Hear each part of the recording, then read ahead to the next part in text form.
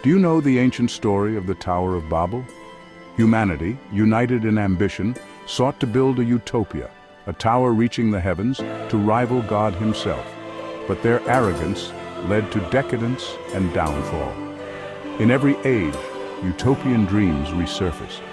Today, we see it in the belief that technology can solve all, that mankind can control the climate, even rewrite the rules of nature. But as the God commands, "Come, let us go down and confuse their language." God send the woke movement and their new language, confusing all. When man acts as if he is God, the result is always the same: hubris and a fall. This documentary explores the modern quest for a world without limits and the dangers that come when we forget our place. The dream of a utopian world without borders is as old as civilization itself. From the earliest days, humanity has been gripped by the vision of unity, one world, one people, under a single banner. But behind every grand ambition lies a story of rise and inevitable fall, a cycle as old as time. Consider the Egyptians whose pharaohs claimed divine right to rule, raising pyramids that pierced the sky. For centuries, the Nile's bounty fed a civilization obsessed with eternity, but greed and internal strife corroded their power. In the end, foreign invaders and corrupt priests brought the mighty kingdom to its knees, leaving only silent monuments in the sand. The Aztecs, too, built a dazzling empire atop the Valley of Mexico, their capital Tenochtitlan, a city of wonders. Yet their hunger for tribute and conquest bred resentment among neighbors. When the Spanish arrived, led by Cortés, alliances of the oppressed and the lure of gold spelled doom for the Aztecs. An empire toppled in a storm of steel and betrayal.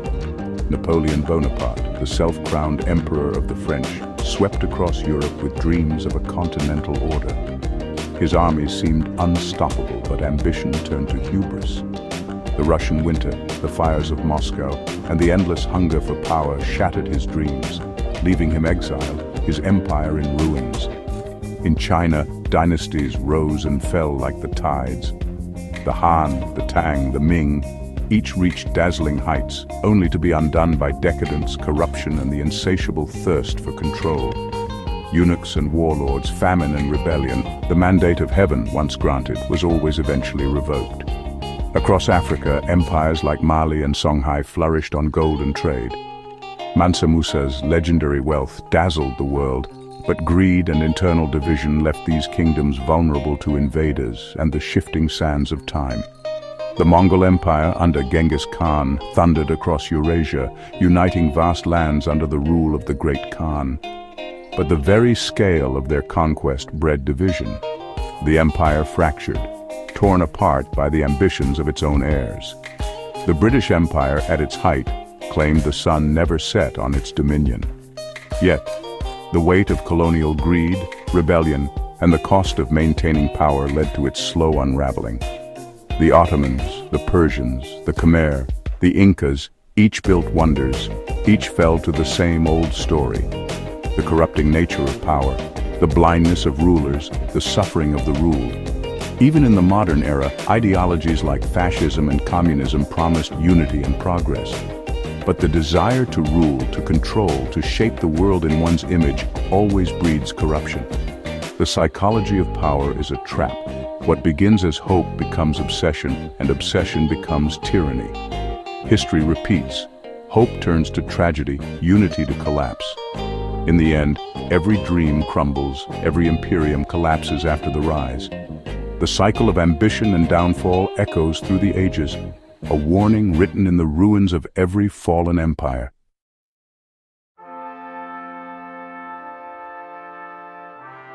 At the dawn of Western civilization, Roman teachings profoundly shaped our world.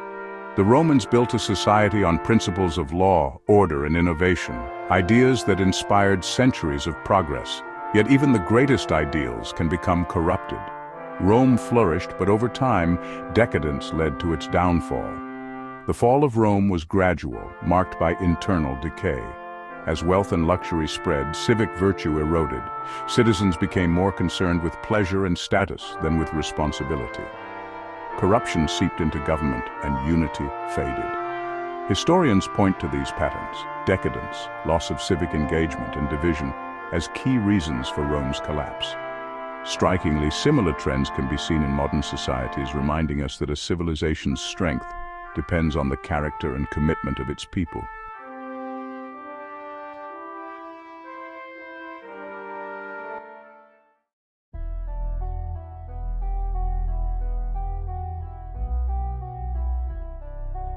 The echoes of Rome's unity lingered long after its fall, shaping Europe's ambitions and dreams.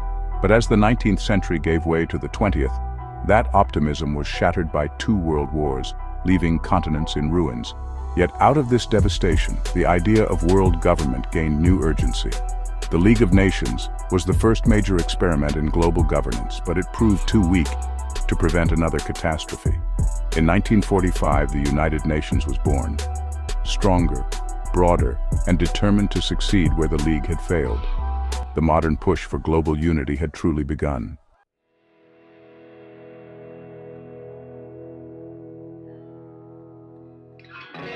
With the United Nations established, a new global order began to take shape.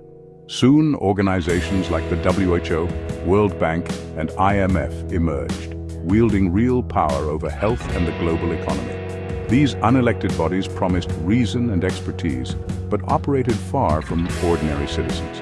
Decisions for billions were made behind closed doors as power shifted to a faceless, unaccountable elite. Piece by piece, the global machine was built, centralizing authority and promising a more orderly world.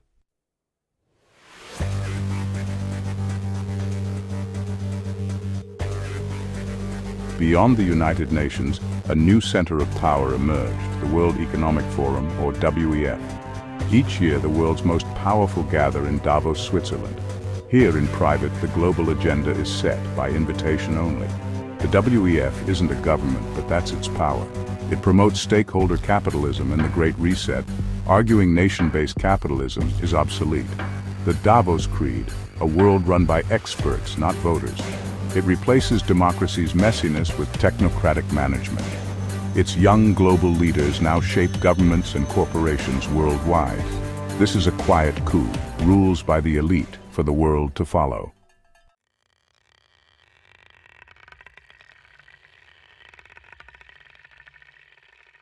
The new globalist vision sees national borders as outdated obstacles. To them, borders hinder free movement and unity, so they must be weakened and made irrelevant. International organizations and NGOs push this agenda, framing it as compassion and human rights.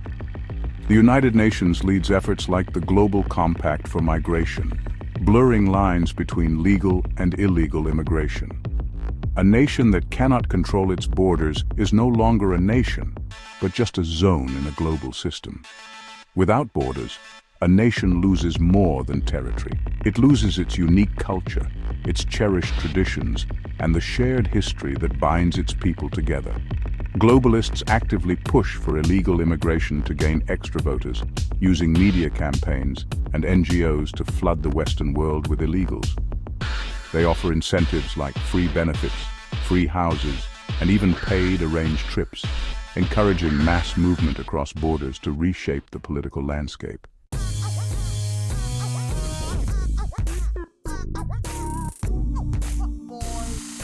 The dream of a perfectly managed world is now powered by technology.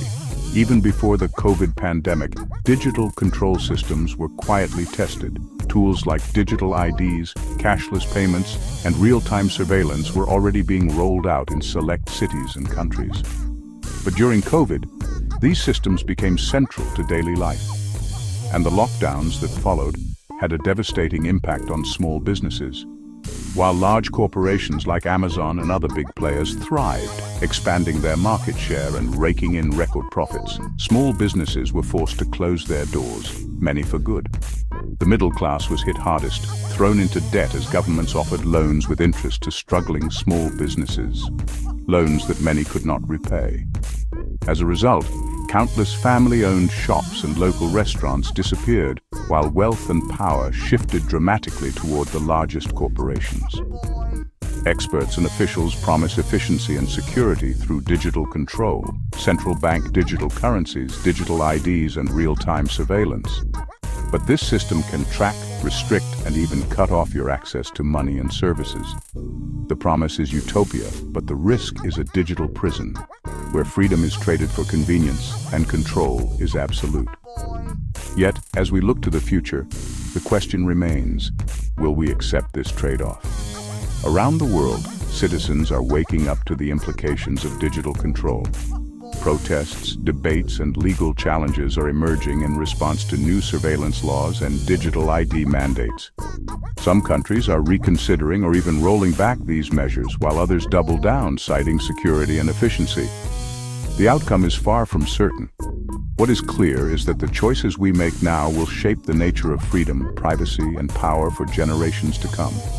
In the end, the promise of digital control is not just about technology, it's about who we are and who we want to be.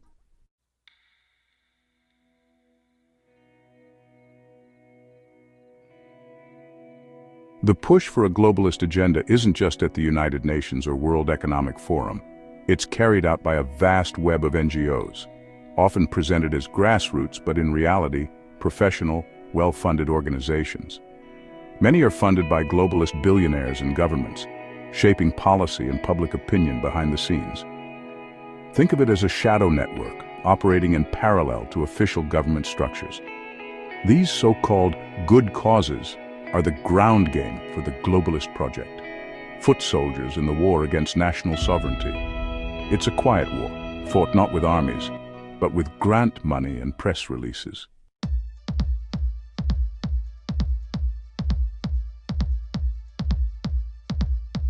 The use of NGOs and government aid to influence foreign politics has become so systematic that it now follows a predictable pattern. It has a name: the color revolution. We saw it in Georgia with the Rose Revolution, in Ukraine with the Orange Revolution, and across the Arab world with the so-called Arab Spring. The name changes, the color changes, but the playbook remains the same. It's a modern formula for overthrowing a government without firing a shot. It's a method of engineering consent, making a foreign-backed coup look like a domestic, popular uprising. It's one of the globalist network's most powerful and destructive tools for dealing with leaders who refuse to fall in line. The first step is to identify and cultivate discontent. Every country has grievances. USAID, along with private foundations like the Open Society Foundations and the National Endowment for Democracy, will channel money to opposition groups, student movements, and independent media outlets. They're trained in nonviolent protest tactics, marketing, and social media organization. They're often given a simple, catchy slogan and a unifying color or symbol. This creates a ready-made protest movement that can be activated at a moment's notice. The key is to build the network long before the crisis, so it's in place and ready to be deployed when the time is right. The second step is to find a trigger. This is usually a disputed election or a controversial government action. The pre-organized activist groups then spring into action. They flood the streets, creating the visual impression of a massive, spontaneous popular revolt. The mainstream media outlets they control, funded by the same Western sources, provide round-the-clock coverage, amplifying the protests and painting the existing government as a corrupt, brutal dictatorship. International media then picks up this narrative, creating immense external pressure. We saw a similar pattern during the so-called Summer of Love riots in America, where protests erupted across major cities, fueled by media coverage and coordinated activism, shaping public perception and political outcomes. The rise of Black Lives Matter during this period was a masterclass in engineered consent. The streets were filled with protesters, some genuinely seeking justice, others swept up in a kind of manic energy, dancing on police cars one moment, setting dumpsters ablaze the next. It was as if the entire country had been handed a script and told, action. The political intent was clear: make Trump sweat. The chaos, the noise, the relentless pressure. Every night, another city in flames, another headline, another opportunity to paint the sitting president as the villain in a national drama. And then the media coverage. Oh, the media coverage. Who could forget CNN's now legendary, mostly peaceful protests, Chiron, delivered with a straight face while an inferno raged behind the reporter? It was performance art, really. The kind of thing that makes you wonder if the producers were in on the joke or if irony had simply packed its bags and left the building. The amazement was palpable. You could almost hear the collective gasp. Are they really saying this with a straight face? It was in your face, almost daring you to notice the disconnect. The media narrative became its own spectacle. One part news, one part surreal comedy. The story is always the same. The brave, democratic people are rising up against a tyrant. The nuance and the foreign funding are conveniently left out of the story. The final step is the checkmate. The embattled leader is faced with a choice. He can use force to clear the streets, which would confirm the media's narrative of him as a brutal dictator and could trigger sanctions or even military intervention. Or he can cave to the pressure, resign, and flee the country, allowing the globalist-backed opposition to take power. Either way, he loses. The Color Revolution playbook is designed to create a no-win situation. It's a masterpiece of political warfare, perfectly suited for our media-saturated age. It allows global powers to topple governments at will, all while claiming they are on the side of democracy and the people. It's a cynical and honestly very effective strategy. Exploit the psychological weaknesses of human cognition and make them your foot soldiers.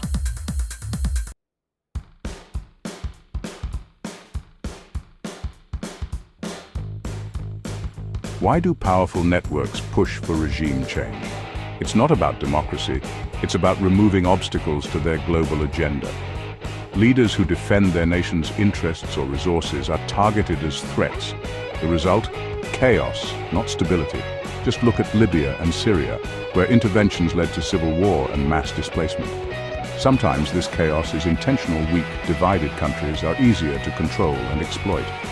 Refugee crises from these wars fuel open borders policies, eroding national sovereignty and justifying more global governance.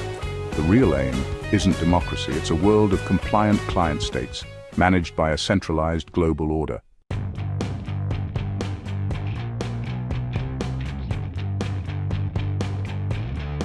For decades, the march of globalism seemed unstoppable, quietly reshaping economies and societies across Europe and beyond.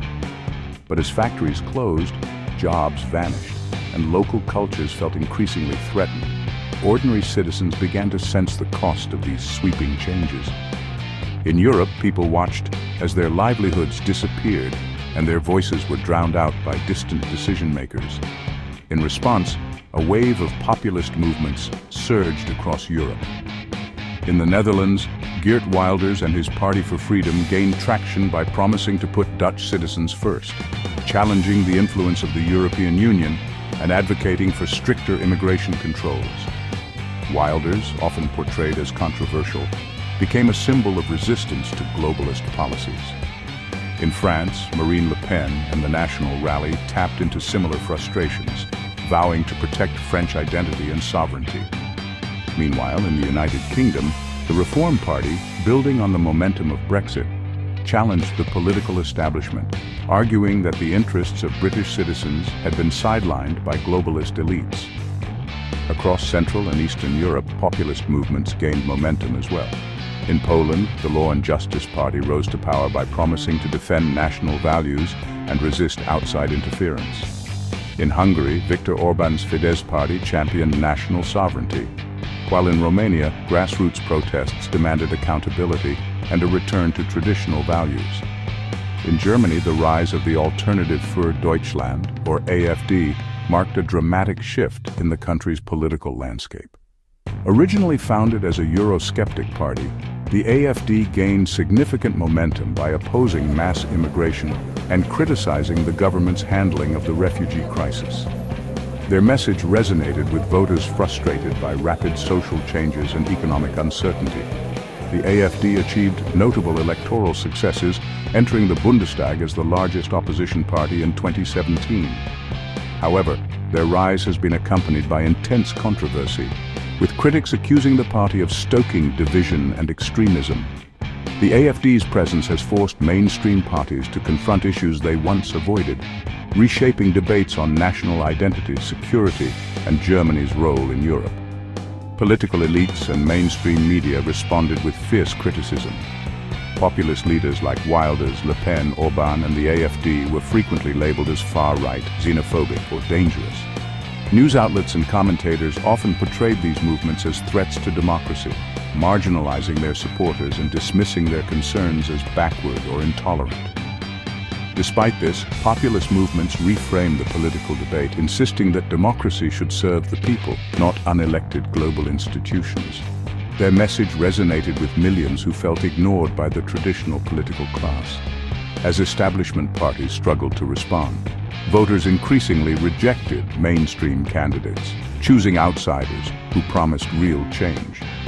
The stage was set for a new and dramatic political conflict: ordinary people versus the entrenched power of globalist elites.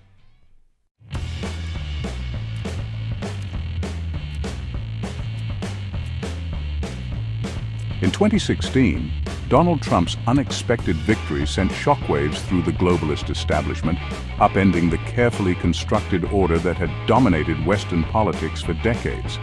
Almost immediately, a relentless campaign began to undermine his presidency, deploying a barrage of investigations, accusations, and scandals, each one designed to discredit, delegitimize, and ultimately remove him from office.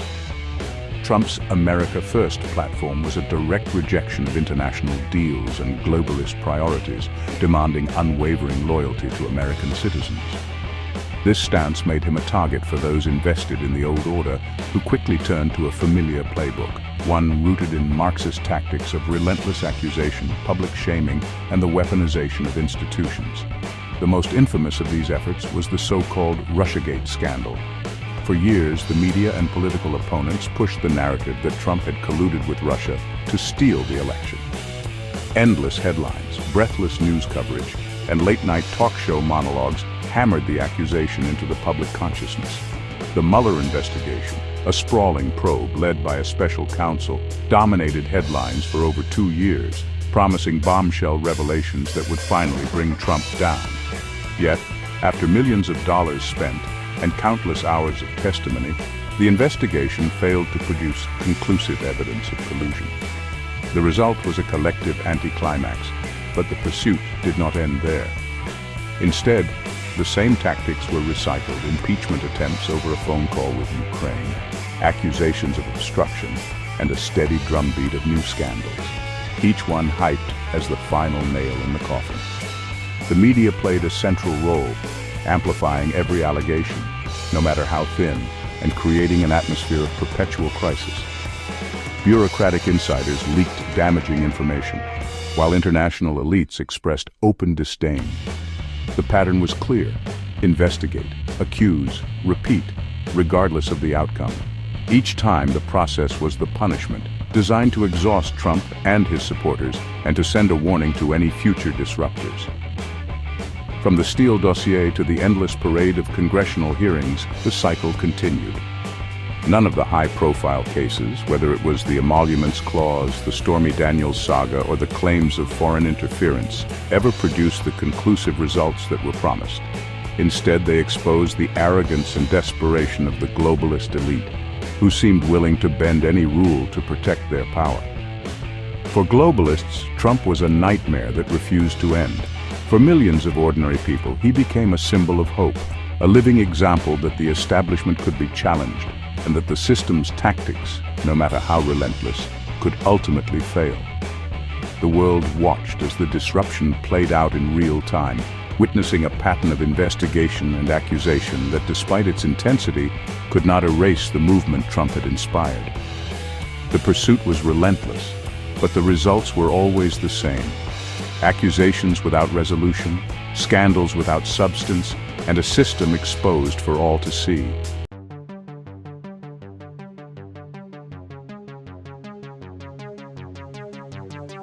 The fight against globalism has moved online, where control of information is key. But the digital battlefield is more complex than ever. Big tech and mainstream media curate reality, silencing dissent and shaping public opinion. Elon Musk's purchase of Twitter, now X, challenged this monopoly, promising free speech and exposing government collusion in censorship. But Musk didn't act alone. Teaming up with Donald Trump, Musk helped expose fraud involving NGOs and showed they are just political schemes. Their alliance sent shockwaves through the establishment. The backlash was fierce, not just online but in the real world. Tesla drivers became targets, facing harassment and attacks as symbols of this new resistance. NGOs, politicians, and the media worked together to indoctrinate people into an us versus them mindset, fueling tribalism and deepening divisions in society. Boycotts, pressure campaigns, and accusations of misinformation became weapons in this escalating conflict. Yet Musk's actions created a vital space for open debate, showing that alternatives to Silicon Valley's control are possible. The digital battlefield is now central to the struggle for national sovereignty and free expression. The fight for digital freedom is the fight for real opposition to globalism, one that challenges not just technology, but the very narratives that divide us.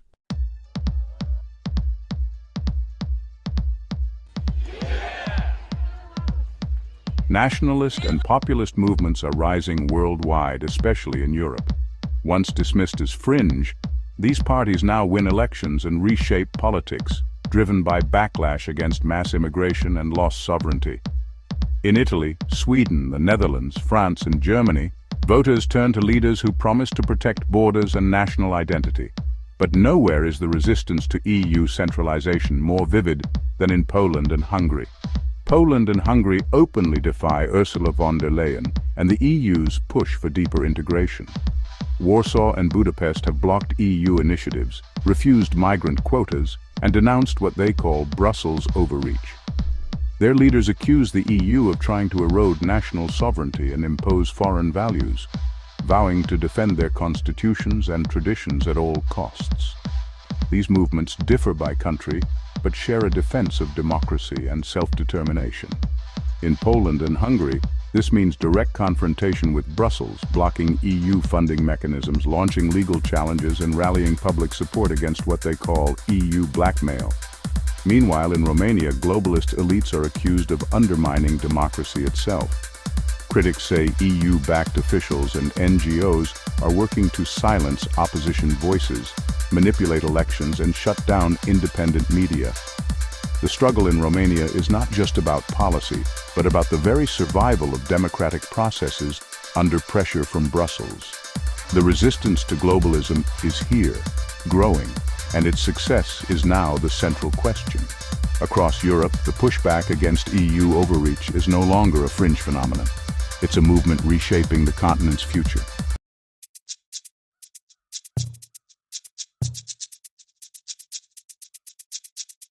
When populist resistance surged, the globalist establishment faced a problem.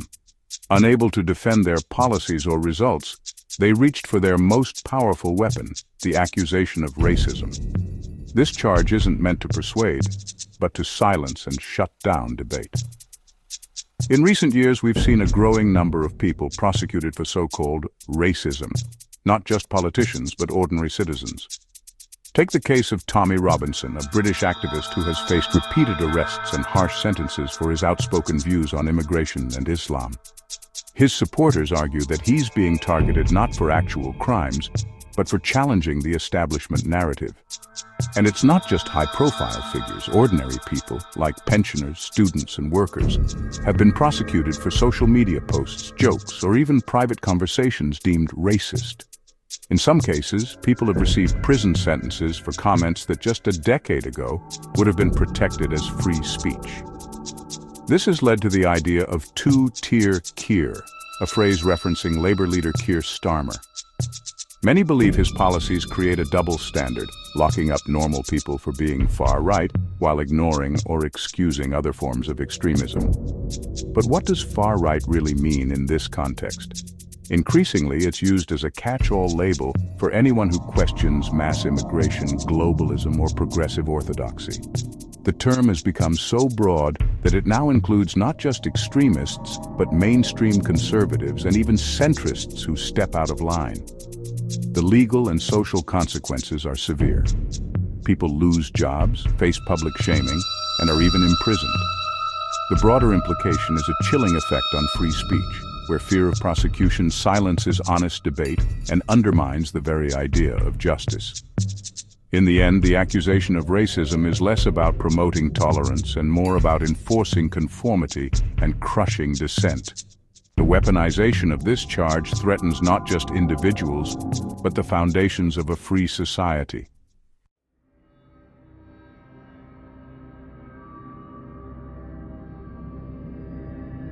Beyond simple name-calling, the establishment has adopted a more sophisticated set of tactics to enforce its ideology. These methods are drawn directly from the playbook of 20th century Marxism, just updated for the digital age. The core principle is the same. To control society, you must first control the language and crush all intellectual opposition. This is achieved through a process of ideological purification that, honestly, bears a striking resemblance to the Inquisitions of the past. It's a system where dissent is not just wrong, but actually evil. It's where heretics must be identified, publicly shamed, and cast out of society. This new Inquisition is known today as cancel culture, and well, it's a powerful weapon for silencing anyone who steps out of line. The tactics are classic Herbert Marcuse, a key thinker of the Frankfurt School of Marxist theory. Marcuse argued for what he called repressive tolerance, the idea that a truly tolerant society must be intolerant of ideas that come from the right. In his view, free speech for viewpoints that support the existing oppressive system should not be allowed. This is the intellectual justification for the censorship we see today. It's why the globalist establishment believes it's not only acceptable, but frankly, morally necessary to deplatform, censor, and silence voices that challenge their worldview. They've redefined free speech to mean freedom only for speech we agree with. This is a Marxist tactic, plain and simple. This ideology is enforced through a culture of relentless denunciation. Activist groups, often working in concert with a sympathetic media, will scour a person's entire life, their past statements, their old social media posts, even their private jokes, looking for any deviation from the current progressive orthodoxy. Once an offense is found, no matter how minor or out of context, the mob is unleashed. The target is subjected to a coordinated campaign of public shaming. Their employer is pressured to fire them. Their business partners are urged to cut ties. Their online presence is erased. The goal is to make an example of the person, to demonstrate to everyone else the price of dissent. It's a digital show trial. The psychological impact of this is immense. It creates a climate of fear where people are afraid to speak their minds, even in private. They self-censor, knowing that a single wrong word could lead to their professional and social ruin. And honestly, that's precisely the point. It's a system designed to enforce ideological conformity through fear. It's a way of maintaining control without needing secret police or gulags. By outsourcing the enforcement to the online mob and corporate human resources departments, the establishment can crush dissent while maintaining the illusion of a free and open society. It's a more subtle but no less totalitarian form of thought control.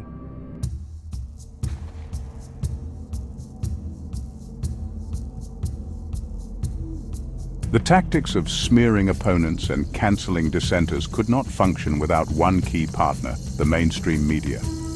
The major newspapers and television networks of the Western world no longer see their primary role as objectively reporting the news.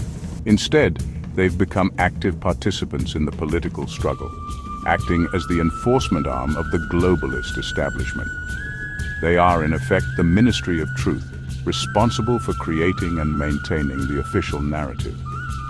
Their job is not to inform the public, but to manage public opinion, ensuring that people think the correct thoughts and come to the correct conclusions. They are the guardians of the globalist orthodoxy. This is accomplished through a number of techniques. The most obvious is the creation of a unified narrative.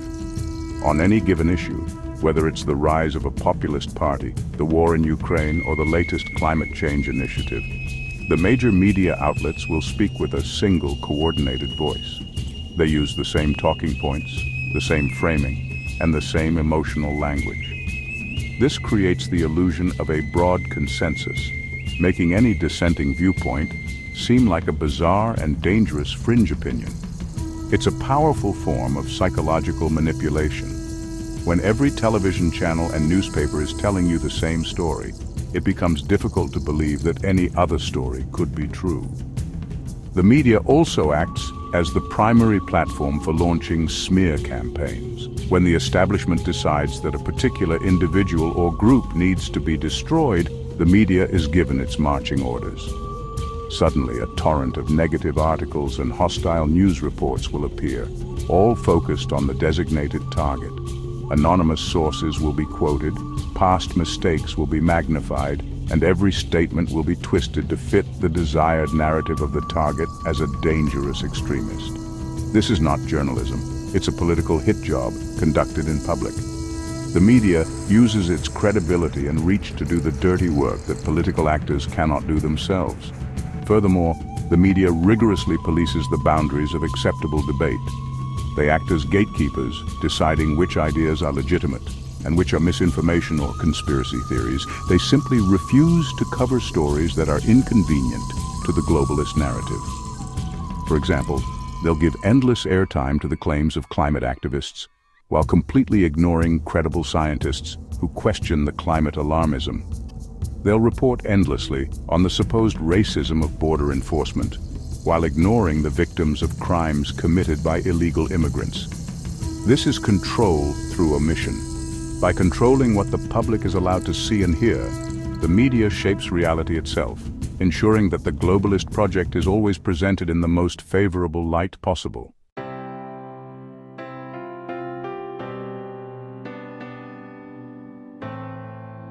Throughout history, the dream of a unified world has inspired empires and thinkers alike. Today, powerful organizations and elites push for global governance, eroding borders and national sovereignty. Their vision is a world managed by experts, monitored by technology, and shaped by algorithms. But they underestimate the resilience of the human spirit, our love for country, culture, and freedom. The desire for liberty is the force they cannot control. The battle for our future is far from over.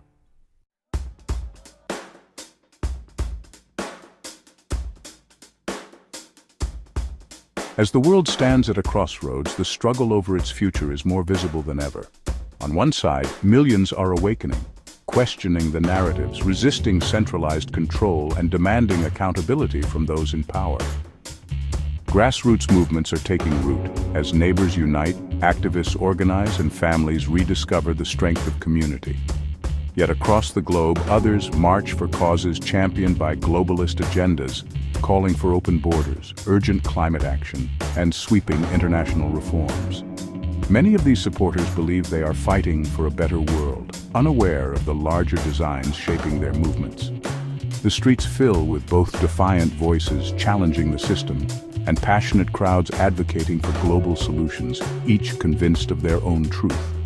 In this era of division and awakening, the question remains, will the future be shaped by those who see through the illusions, or by the architects pulling the strings from behind the scenes? The answer lies not with distant elites, but with the choices made by ordinary people everywhere. Do we want freedom, or do we want control? It is up to us to make a stance. Choose wisely.